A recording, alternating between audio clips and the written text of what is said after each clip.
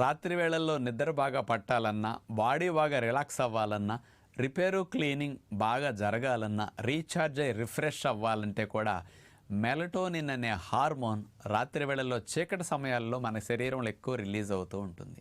ఈ melatonin hormone లైట్లు ఎక్కువ పడటం వల్ల విడుదల తగ్గిపోతూ ఉంది. మెలటోనిన్ ఆహారం ద్వారా అందటానికి కూడా అవకాశం ఉంది. మెలటోనిన్ అనేది ఎక్కువ కలిగి ఉన్న నెంబర్ 1 ఆహారం పిస్తా పప్పులు. 100 గ్రాముల పిస్తా పప్పుల్లో 2330 మైక్రోగ్రాములు మెలటోనిన్ హార్మోన్ ఉంటుందన్నమాట. అదే మన బాడీకి 30 మైక్రోగ్రాములు సరిపోతుంది.